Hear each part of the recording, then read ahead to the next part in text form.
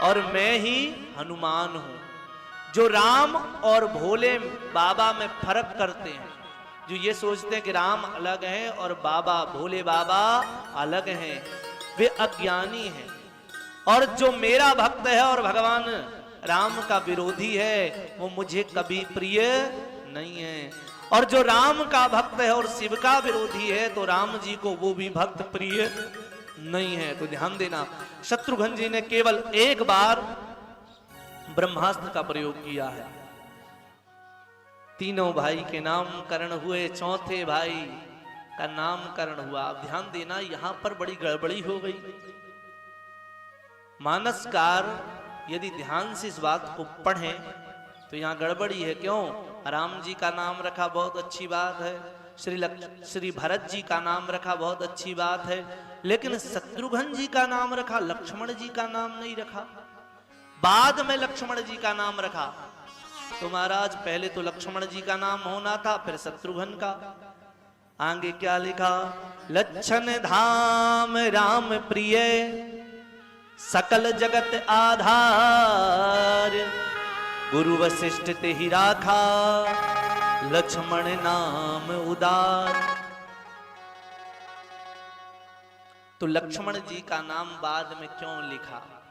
इसके कई कारण हैं, लेकिन एक प्रधान कारण ये है कि लिखा लक्षण धाम राम प्रिय, सकल जगत आधार।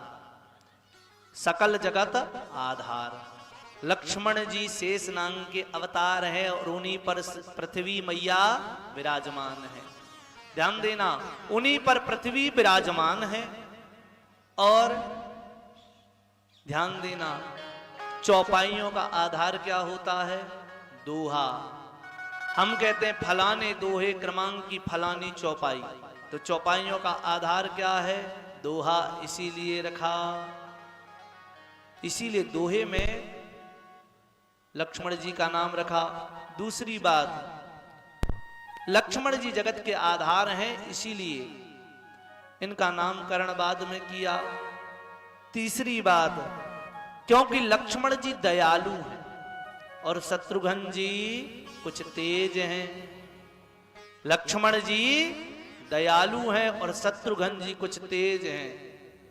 तो कहा महाराज ये राम जी के सेवक हैं, इसीलिए इनका नाम बाद में भी कहेंगे तो ये राम जी के मनाने पर मान जाएंगे। और भरत और लक्ष्मण, भरत और शत्रुघ्न की जोड़ी है, इसीलिए एक ही चौपाई में भरत जी का और शत्रुघ्न जी का नाम लिखा। ध्यान देना, भगवान लक्ष्मण और राम की जोड़ी है और भरत और शत्रुघ्न की जोड़ी है। एक क्रोधी है और एक बड़े नर्म है, एक बड़े गुस्सैल प्रवृत्ति के हैं और एक बड़े शांत हैं। यहां राम जी बड़े शांत हैं और लक्ष्मण बड़े गुस्सैल प्रवृत्ति के हैं। और दूसरे में भी यही है, भरत जी बड़े शांत गंभीर हैं और शत्रुघ्न जी कुछ क्रोधी हैं। तो ऐसी जोड़ी क्यों बनाई? भक्त ध्यान देना,